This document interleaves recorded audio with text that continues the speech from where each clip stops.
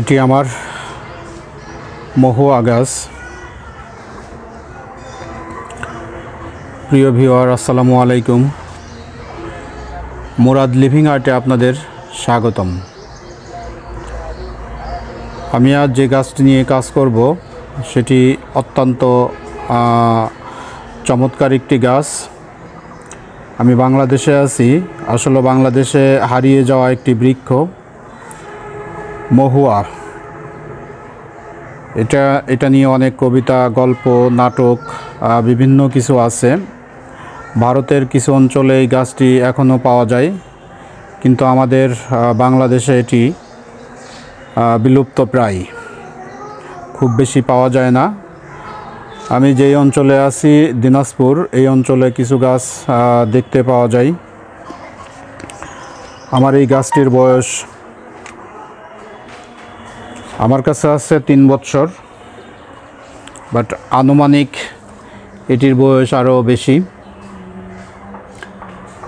আমি যে নার্সারি থেকে নিয়েছিলাম খুবই খারাপ অবস্থা ছিল, জরাজীর্ণ অবস্থার একটি গাছ।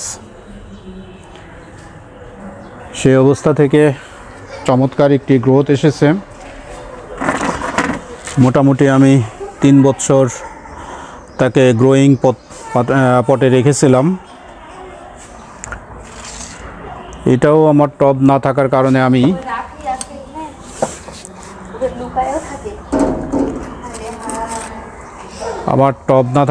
আমি এটাও বনসাই পটে রিপোর্টিং করতে পারছি না।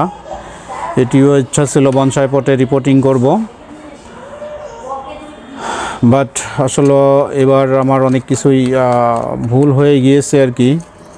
আমি কিছু সারফেস রুট এখন ক্লিয়ার করব, পাশাপাশি আমি এই ব্রাঞ্চগুলোকে একটা বনসাই শেপে দিব। পরবর্তীতে যেহেতু এখন আর গাছে কাজ করতে পারবো না, নিচেই বা রিপোর্টিং করতে পারবো না, উপর থেকে হালকা কিছু মাটি সরিয়ে আমি এটাকে সার দিয়ে দিব।